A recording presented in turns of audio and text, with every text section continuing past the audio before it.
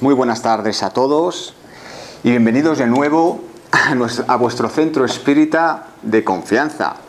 Como sabéis, hace pocas semanas nos hemos mudado al sitio en el que nos encontramos ahora. Nos apetece muchísimo seguir compartiendo con todos vosotros estos temas que tanto nos interesan, que tanto aprendemos los unos a los otros y que como consecuencia nos hacen a todos evolucionar. Pero bueno, todavía estamos superando esta prueba, así que esperemos que sí o sí pase pronto y volvamos a reunirnos como lo hacíamos antes. Antes de comenzar, me gustaría invitaros a todos a una reflexión, puesto que como estamos, como si dijéramos, en el comienzo de curso, yo creo que es el momento pertinente para hacerlo. Todo gran acontecimiento vital trae consigo un cambio en nuestra escala de valores. Lo que hace unos meses nos parecía de vital importancia, a día de hoy no tiene ninguna. Dice la psicología que momentos tan importantes como la desencarnación de un ser querido, un divorcio, una pandemia, por ejemplo, son momentos de máximo estrés que nos ponen a todos al límite y nos hace que nuestra forma de entender la cotidianidad difiera. Todos estamos a día de hoy en ese preciso instante, formando parte de un momento histórico que está cambiando nuestra forma de ser, nuestra forma de pensar y nuestra forma de relacionarnos con nuestro exterior. Es cierto que todos nos quejamos del gobierno de lo mal que lo está haciendo, de ese vecino que se sube al ascensor y que no lleva mascarilla, y de esa juventud que hace lo que le da la gana, o eso dicen. Y es bueno quejarse, claro que sí, es bueno tener una actitud crítica de todo lo que ocurre, pero sin olvidarnos nunca que nosotros debemos ser nuestros principales críticos. Si nos paramos a pensar de forma individual, ¿qué he aprendido yo en estos meses en los que llevamos involucrados en la pandemia? ¿Qué he hecho yo para mejorar y seguir evolucionando? ¿He cambiado internamente algo de mí? Es muy sencillo mirar al exterior y echar la culpa a unos y a otros sobre las cosas que no nos gustan. Es sencillo y, como hemos dicho, es sano por otra parte. Pero qué difícil es argumentar lo que no nos gusta de cada uno de nosotros. Quería empezar ese nuevo curso precisamente con esta reflexión. Menos mirar lo negativo del exterior y empecemos a cambiar por dentro. Empecemos a cambiar internamente. Cada uno en la dirección que crea conveniente, claro que sí. Que nadie os diga jamás cuál es la mejor o la peor dirección. Nunca. Porque nadie tiene la verdad absoluta sobre nada.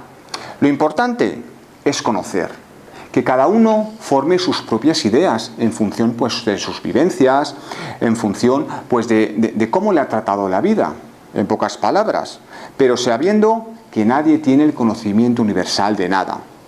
Luchad por aquello que creéis, instruíos para no ser carne de cañón y os digan qué es lo que tenéis que pensar. Y por supuesto, siempre tratar a los demás con respeto y como queréis que se os trate a vosotros mismos.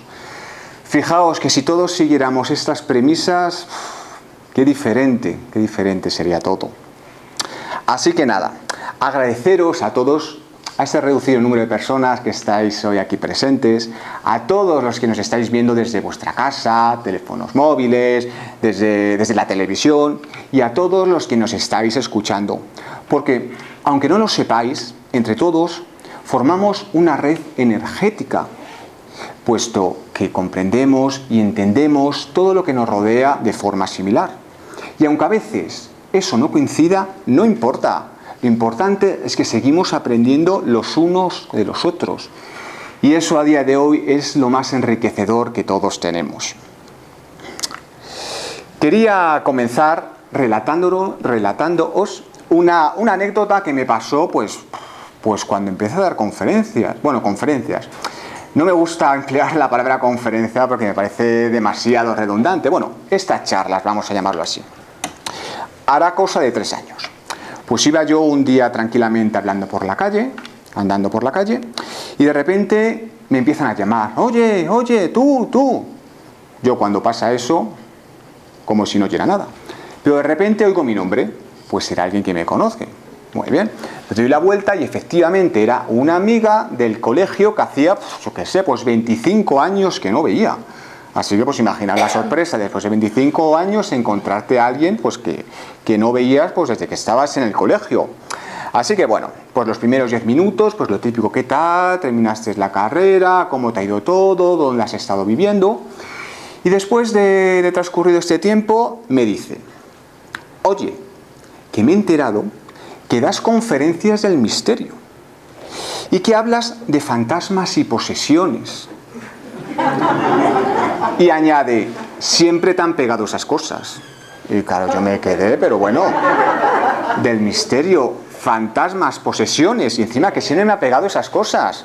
Pero bueno, así que nada, después de quedarme un poco en shock, seguimos hablando y lo típico, bueno, ya nos veremos próximamente, ya si eso, que es lo típico que decimos todos y luego nos vamos a ver a esta persona hasta dentro de 25 años, pero bueno, eso lo hacemos todos.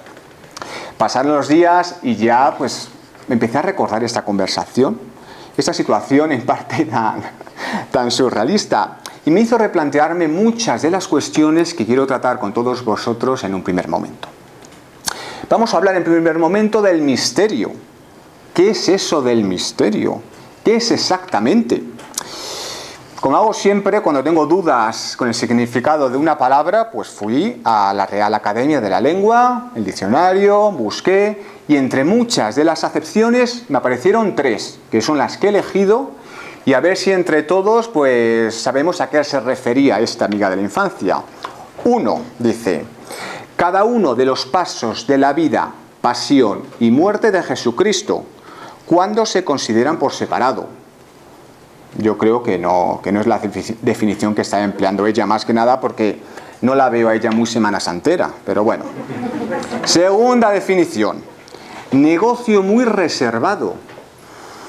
Bueno, no estoy muy de acuerdo con eso de muy reservado, pero yo creo que nos vamos acercando al asunto. Y tercero, cosa arcana o muy recóndita que no se puede comprender o explicar. Yo creo que más o menos es a esto a lo que se refería. Leo un poquito más abajo y aparece la locución, es decir, la frase. Hablar del misterio. Digo, bueno, pues voy a ver qué dice el diccionario, que qué significa hablar del misterio. Dice, hablar cautelosa y reservadamente o con afectada oscuridad para sugerir un sentido oculto. Yo leo esto y se me pone la piel de gallina, vamos. Afectada, oscuridad, sentido oculto. Loco me quedo. Estamos viendo, por lo tanto, que el misterio, hablando coloquialmente, que para eso estamos entre amigos, puede definirse como algo sombrío, oscuro, algo que no se puede explicar, que todos en algún momento de nuestra vida hemos vivido, pero como es algo inmaterial, en muchas ocasiones no hemos logrado comprender. Yo creo que más o menos, palabra arriba, palabra abajo, es lo que entendemos todos en un primer momento por misterio. Muy bien. Pues siento comunicar en este preciso instante que en los centros espíritas no hablamos de ningún misterio. Pues temas como la reencarnación, la comunicación con los espíritus o el manido tema de las posesiones, que no son posesiones en sí, son temas fácilmente explicados por los espíritus a través de los textos que manejamos de forma diaria en un centro espírita. De este modo, palabras como espiritismo y misterio difícilmente pueden ir de la mano. En fin, el tema de lo que es un misterio o no me parece un importante ejercicio de antropología y que nos va a ayudar a entender el recorrido histórico de lo que durante siglos fue considerado como algo misterioso o no. Muchos de estos temas, años atrás, directamente eran prohibidos. No podíamos ni hablar de ellos. Y son temas que a día de hoy tratamos de forma habitual en los centros espíritas. Siempre se ha dicho que aquello que hoy día nos parece algo desconocido, será la realidad del mañana. Y a lo largo de la historia tenemos sobradas muestras de ello. ¿Os acordáis de la teoría heliocéntrica? Mediante la cual tanto los planetas, entre ellos la Tierra, giran alrededor del Sol. O también tenemos la teoría de la evolución biológica para la selección natural de Darwin, por la cual las diferentes especies van adaptándose generación a generación al ambiente en el que viven. Estas teorías, en un primer momento, fueron tachadas como una locura, como algo impensable, algo misterioso. Y a día de hoy, todos damos fe de la veracidad de ello. Por todo, debemos apartar de nuestra cabeza esa idea de que el espiritismo es algo misterioso, secreto e incluso mágico. Mágico el espiritismo. Son etiquetas que nos sirven, pues para vender libros o para crear cierta inquietud en los que nos están oyendo. Personalmente, ya os lo digo con el corazón en la mano, encuentro mucho más misterioso cómo hacer una correcta tortilla de patata. Porque no sé vosotros, yo lo he intentado hacer cientos de veces y siempre me sale mal. A ver si alguien me dice cuál es el misterio que tiene. Yo lo desconozco. Partamos del hecho de que el ser humano siempre ha tenido miedo a lo desconocido, dotándolo de unas características que poco tienen que ver con la realidad. De ahí el surgimiento de gran parte del folclore, pues de las diferentes culturas y civilizaciones, de los diferentes pueblos, a través de los relatos y las leyendas que generación tras generación se han pasado de padre a su hijo. Estos relatos, estas leyendas nos dan una idea de hasta qué punto el ser humano estaba evolucionado en ese periodo histórico. Así que me parece imprescindible para la comprensión del mundo que rodeaba a esos hombres y mujeres. Pero bueno, venga, vamos centrándonos poco a poco al tema que nos compete, porque aquí estamos para hablar del espiritismo, como dijo no sé quién, y concretamente del espiritismo del nuevo milenio, que cuenta con apenas 2 décadas a sus espaldas. El espiritismo se encuentra entre nosotros desde los albores de la humanidad, en cada civilización, en cada rincón del planeta. Los hombres y mujeres nos hemos preocupado por lo trascendental. Sabíamos que había algo más, pero no sabíamos explicar el qué era ese algo más. Desde antiguo, la mitología, la religión y otras manifestaciones del folclore y de la literatura han creído en la existencia de entidades más allá de lo terrenal. Para los pueblos primitivos, fijaos, los espíritus eran seres infinitesimales, que apenas podían moverse y apenas podían hablar. Sin embargo, se manifestaban con nosotros a través de los sueños, que como todos sabéis es el principal cauce mediante el cual los espíritus se ponen en contacto con todos nosotros. De esta forma, estas personas, estas generaciones de la antigüedad, calmaban a los antepasados a través de una serie de ofrendas, de alimentos, para asegurarse su benéfica influencia. Como ocurre ahora con el cristianismo, por ejemplo, el Día de los Difuntos o el Día de Todos los Santos. ¿Por qué llevamos flores? Pues para que los espíritus o nuestros seres queridos que han desencarnado, pues que vean que nos acordamos de ellos. Es como una ofrenda que les hacemos. Y eso ha llegado hasta el día de hoy. Fijaos, la creencia en los espíritus se testimonian desde los primeros textos escritos sumerios y egipcios. El espíritu de Enkidu se apareció a Gilgamés en la llamada epopeya del Gilgamés. De igual forma podemos dar fe de todo ello en diferentes civilizaciones de muy diferente desarrollo cultural. Por ejemplo, aparecen en la Odisea de Homero, que seguro que os suena, o en la Eneida de Latino Virgilio, también muy conocida y en muchos institutos, por lo menos, cuando yo estudiaba de obligada lectura. Los romanos contaban con un sinfín de rituales para favorecer el camino espiritual de los seres queridos que habían partido. Por ejemplo, los enterraban con un puñado de tierra sobre el pecho, de tal forma que así el alma no erraría por la eternidad. De igual forma, antes de ser enterrados, les introducían una moneda en la boca para que pudieran pagar al barquero que les llevara por la ribera de Estigia. Por ello, los romanos tenían mucho miedo a la mar, porque claro, ¿qué pasaba? Que si había un naufragio, ¿quién les ponía la moneda en la boca? Pues mal asunto. De ahí que muchos de ellos llevaran pendientes. Por si acaso eran rescatados, aunque ya hubieran fallecido, en cierta forma ya hubieran pagado ese tributo. En civilizaciones orientales, pues ¿qué os voy a contar de civilizaciones orientales? Seguro que habéis visto un montón de películas o habéis leído sobre el tema, o quizás habéis tenido la suerte de haber visitado alguno de esos países. Para los orientales, eso de creer o no creer en los espíritus no tiene cabida, puesto que ellos conviven constantemente con el mundo espiritual. Ellos no se plantean la existencia de algo más, ellos la saben. Y su vida gira a través de ello. En Occidente, la creencia en los espíritus se fue difuminando desde la creencia irracional en la Edad Media al escepticismo en la Ilustración. Estamos hablando del siglo XVIII.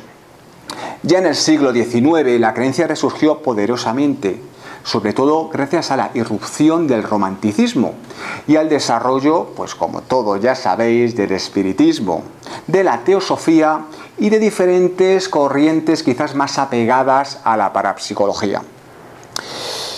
Es importante señalar que ya en el siglo XX las diferentes religiones o espiritualidades tales como el budismo, el islam, el cristianismo o, por qué no, el espiritismo confieren al mundo espiritual y a sus moradores un cáliz diferente en función de las características y creencias de la persona.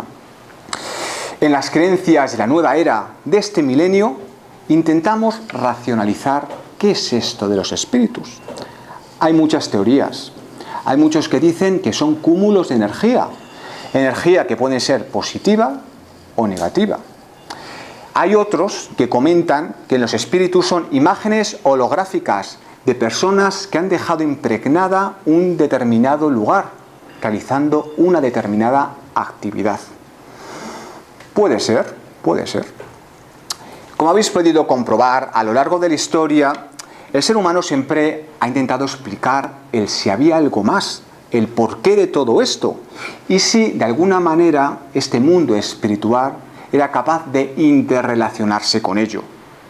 Por lo que volvemos al inicio del círculo del principio, no importa el pozo cultural, la nacionalidad o la fecha temporal en la que nos movamos. Hay preguntas inherentes a la propia naturaleza del ser humano. Y esas preguntas van evolucionando en función de la evolución de cada uno de nosotros. Si nos vamos poco a poco centrando en los hechos revelados a través del espiritismo, podemos decir que, de igual modo, provienen también de la más remota antigüedad, siendo tan viejos como el propio mundo. Desde siempre, todo el tiempo, en todos los pueblos, siempre. No pretendo hablar profusamente de la historia del espiritismo, pues hay un sinfín de conferencias muchísimo mejor documentadas que esta y que podéis visionar, pues justamente en el canal donde estáis visionando esta conferencia. Así que yo os animo a que lo hagáis. Pero sin duda creo que es necesario asentar las bases para conocer de dónde vinimos, ser conscientes de dónde estamos y aventurar a dónde iremos, que ya nos lo comentarán los espíritus dentro de unos minutos. La historia del hombre está repleta de historias, de fenómenos, de intercambio espiritual. Ya el hombre primitivo, fijaos, colocaba el cráneo de los difuntos fuera, en las cavernas, mirando al este, pensando que de esta forma su alma no regresaría. Al igual sucede con civilizaciones tan antiguas como la India, la China o la egipcia, los cuales recibían mensajes del mundo espiritual a través de los sacerdotes, los hierofantes o los médiums. Historiadores actuales confirman fehacientemente que la comunicación con el mundo espiritual estaba presente en todas las civilizaciones antiguas. De hecho, por ejemplo, en el Nuevo Testamento, pues se muestra una amplia visión de estos contactos, llamando a la mediunidad carismas o dones, y a los médiums profetas. Os recomiendo el libro Hechos de los Apóstoles, donde podéis enumerar pues todo esto que estamos comentando, muy interesante. Ya en la Edad Media, por ejemplo, destaca la figura de Juana de Arco, que seguro que os suena a todos, una gran médium que se decía que escuchaba voces del cielo. Yo os recomiendo, pues hay multitud de películas donde podéis constatar pues todo esto que estamos diciendo. Ya en la época moderna podemos situar mejor los inicios del espiritismo tal y como lo conocemos a día de hoy. Podemos encontrar a grandes precursores que seguro que os suena, como el vidente sueco Emanuel Swedenborg o Frank Anton Mesmer, descubridor del magnetismo curador, o como se dice coloquialmente del mesmerismo, mediante el cual se decía que a través de la imposición de manos podíamos dar energía a aquella persona que tuviéramos enfrente. Esto lo hacemos básicamente casi a diario, y seguro que lo conocéis de sobra, en el cuarto de pases, en los cuales los espíritus a través nuestra ofrecen pues energía a las personas que tenemos enfrente. Seguro que lo conocéis. Cabría mencionar, aunque sea solo de pasada, a las hermanas Foss, aunque personalmente no me dan mucha credibilidad. Es bien cierto que en un primer momento supuso una ruptura, una puesta en... socialmente todo el mundo empezó a conocer esto del espiritismo, el cómo éramos capaces de comunicarnos con el otro lado. Y ahí fueron unas precursoras. Pero sí es cierto que ya en los últimos años se supo que muchas de estas comunicaciones eran para lucrarse económicamente. Así que, como todo lo que sea dinero y espiritismo, no tienen la pena al ser señalados. Destacar, eso sí, llegados a este punto de la historia, estamos hablando ya del siglo XIX, a la figura de Allan Kardec, padre del espiritismo moderno y serio, tal y como se estudia en los centros espíritas día a día. Fue el encargado de codificar gran parte de los mensajes que fueron recibidos por el mundo espiritual a través de diferentes médiums en muy diferentes localizaciones. Esto dio lugar a los 5 libros principales del espiritismo, los pilares, los que todos debemos conocer. ¿Cuáles son esos libros? Bueno, espero que no se me olvide ninguno. El libro de los espíritus, el libro de los médiums, el cielo y el infierno, el evangelio según el espiritismo y la Génesis.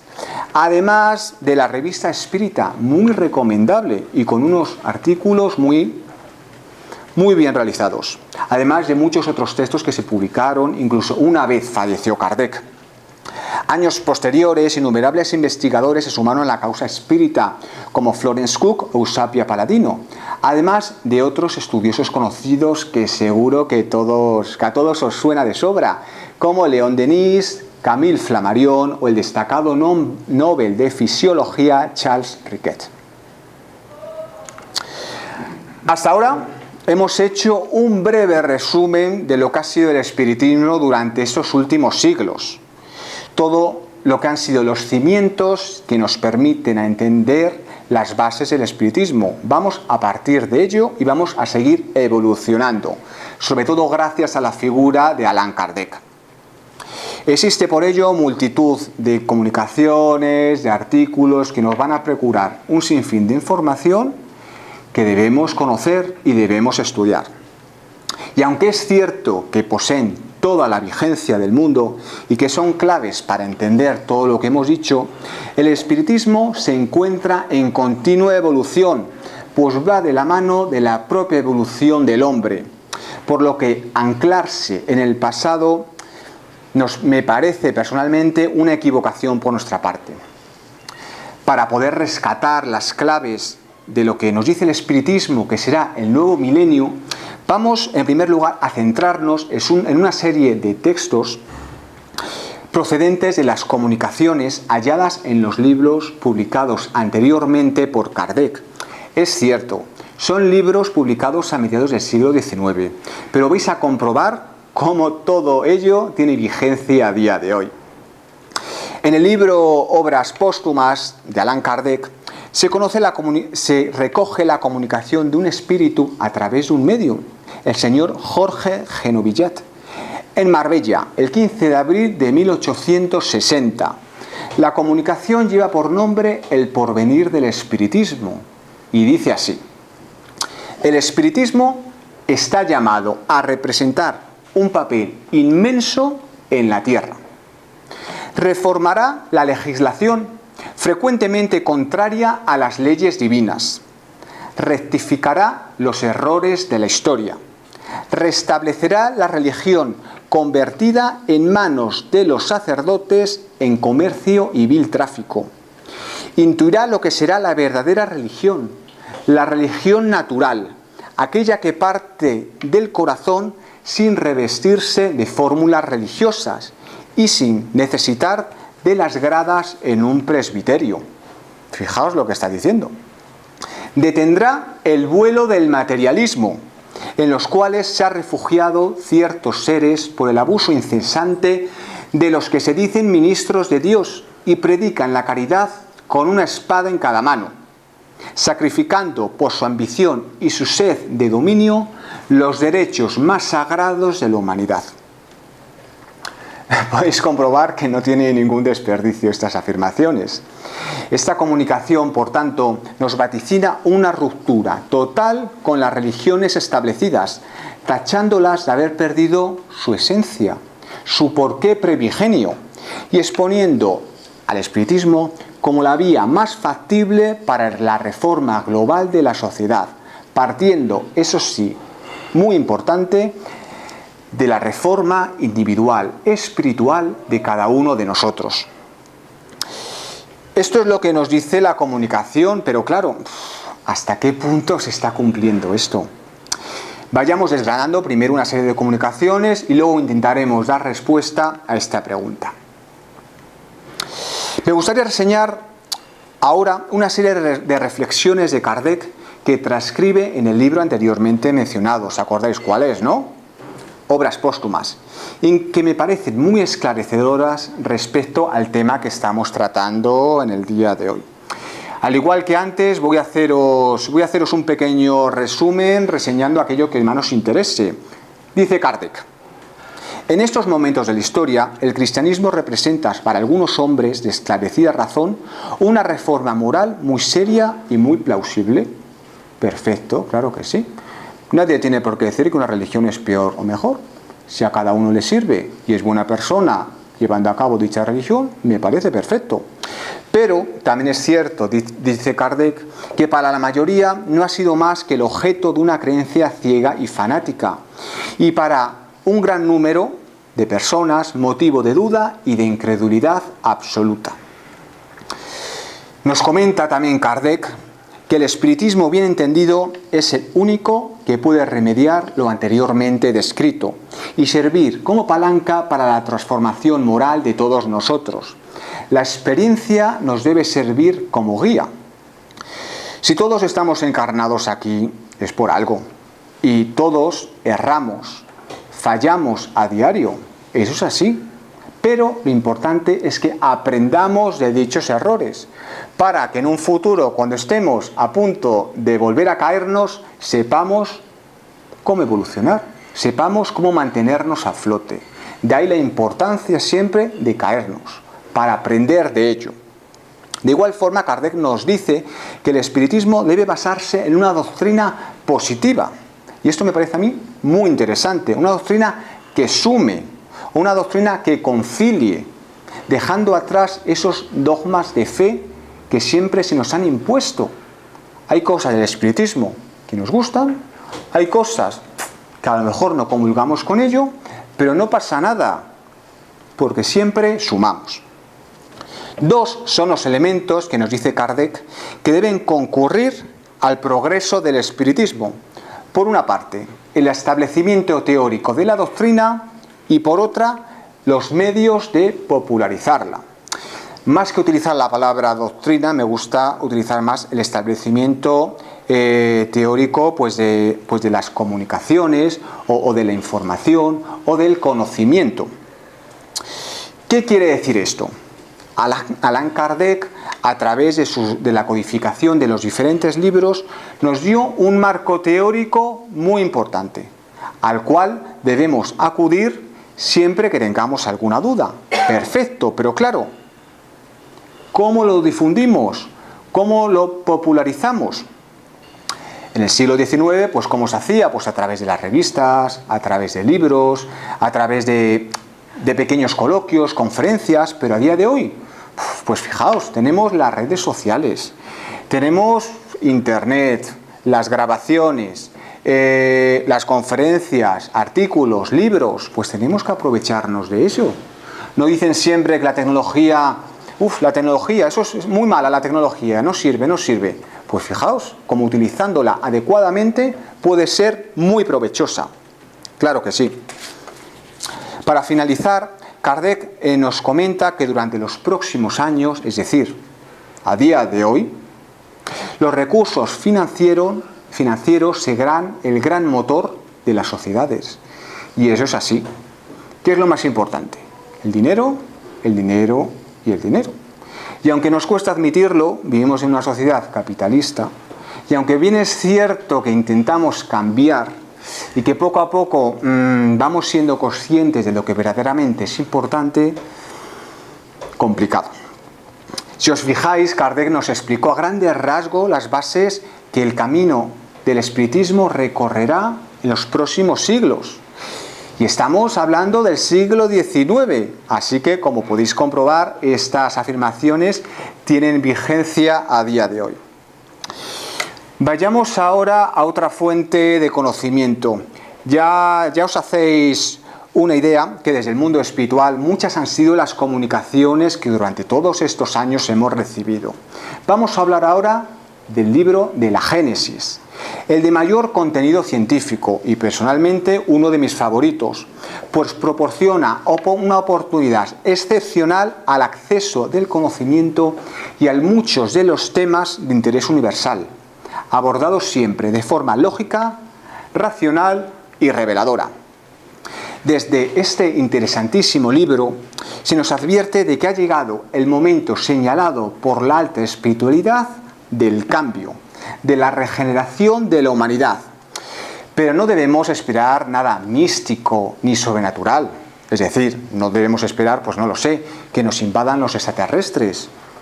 Que puede que pase, pero no será por este motivo. Nada que vaya en contra de la derogación de las leyes de la naturaleza. No ese es el camino. Nuestro planeta, como todo lo que existe, se encuentra sujeto a una ley del progreso. Por una parte, el progreso físico de la Tierra, de las montañas, de los lagos, de la naturaleza. Y por otra parte, el progreso moral de cada uno de nosotros, encarnados y desencarnados.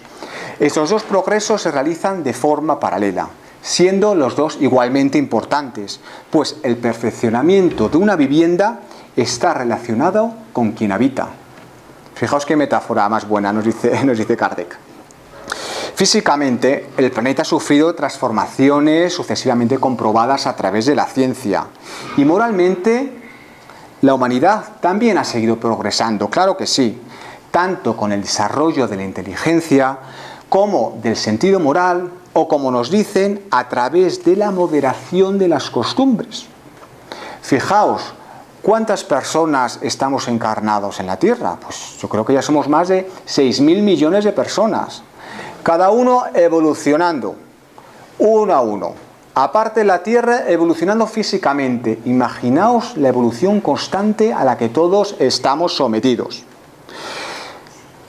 Hasta el día de hoy, la humanidad ha realizado innumerables progresos, por supuesto. Con su inteligencia hemos llegado a resultados que jamás habíamos alcanzado, tanto en las ciencias como en las artes y en todo lo que compete al ser humano.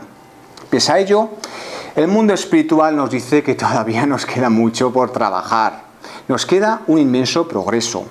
puesto que este progreso no debe ir de la mano únicamente de la inteligencia, sino que debe ir acompañado de la caridad, la fraternidad y la solidaridad, para garantizarnos el bienestar moral. El bienestar económico, hombre, pues a todos nos gusta, obviamente, pero sobre todo el bienestar moral. No necesitamos por ello el desarrollo único de la inteligencia, sino la elevación de nuestros sentimientos. Y para lograrlo, pues es imprescindible eliminar todo rastro de egoísmo y de orgullo. Nos dice la Génesis que este periodo en el que nos encontramos es de vital importancia para este cambio. Una fase que en estos momentos se encuentra en elaboración, constituyendo el complemento indispensable para el estado precedente. Se trata por ello de un movimiento universal que va más allá de las regiones, de las razas, de los países, y tenderá a establecerse el nuevo orden de las cosas. Habrá hombres pues que se opongan a dicho cambio, no pasa nada, es lo normal. Pero encarnación en encarnación ya veréis cómo todos evolucionaremos. Todo cambio tan radical, pues obviamente traerá consigo una inevitable lucha de ideas. A ver, porque yo siempre he pensado de una determinada forma, ¿por qué tengo que cambiar mi forma de ver la espiritualidad, por ejemplo? Eso es normal y eso es incluso sano. Serán perturbaciones temporales hasta que el terreno, pues bueno, sea allanado y el equilibrio establecido. Por todo ello, podemos afirmar, y así lo corroboran los espíritus, que la Tierra, tal y como hemos dicho, no será transformada a través de una serie de cataclismos. No, la generación actual desaparecerá gradualmente, sin nunca modificar el orden natural de las cosas. Todo sucederá exteriormente. Seguro que todos os habéis percatado de que cada vez pues nacen niños como más despiertos, como más inteligentes. Antes con 10 años pues jugábamos a la bici. Ahora con 10 años pues son capaces, pues fíjate, de programarte el ordenador, como así dijéramos. Eso es porque cada vez están viniendo espíritus más adelantados, reemplazando a espíritus con menor conocimiento. Pese a lo dicho, no debemos entender que habrá espíritus que sean expulsados de la tierra. Obviamente no, así no funciona el mundo espiritual. Serán espíritus que volverán a encarnar y su influencia por la materia será cada vez menor y que contarán, cómo no, con espíritus benévolos que se encargarán de ilustrarles y mostrarles el camino. La regeneración de la humanidad, por lo tanto, no requiere una renovación integral. Basta con una modificación de las disposiciones morales, pero para ello es importante ser conscientes de que hay algo que modificar. Por lo tanto, no siempre son otros los espíritus que regresan, sino que serán los mismos espíritus, pero que piensan y sienten diferente. ¿Cuándo este mejoramiento es aislado? Pues bueno, pues a lo mejor uno no es plenamente consciente de ello, pero esto es como cuando uno tira una piedra en un lago, por ejemplo. Poco a poco va contagiando a más personas. Poco a poco el cambio va siendo mayor, pero no tenemos ninguna prisa. Todo llegará cuando tiene que llegar. En la actualidad es bien cierto que se están produciendo este tipo de movimientos generales destinados a promover una reorganización de la humanidad. Por otra parte, si os fijáis, cada vez suceden más fenómenos naturales. No hace más que ver las noticias para ser consciente de ello. Es lo que estamos hablando. El planeta está evolucionando físicamente y nos está diciendo, vosotros tenéis que evolucionar espiritualmente. ¿A qué estáis esperando? Como nos dice el libro, nuestra vida son como las hojas de los árboles que caen en otoño, reemplazadas por otras hojas plenas de vida. Puesto que la humanidad es como las estaciones, tenemos momentos de aprendizaje y momentos de recogimiento, para luego resurgir con más fuerza aún. Las hojas muertas de la humanidad caerán impulsadas por las ráfagas violentas y por la sacudida del viento, pero con el fin de que renazcan todavía más fuerte, como nos pasará a cada uno de nosotros. Fijaos qué interesante todo lo que dice la Génesis. Yo os recomiendo este libro desde ya, puesto que trata un sinfín de temas actuales que nos ayudarán a comprender pues muchas cosas de las que nos rodean.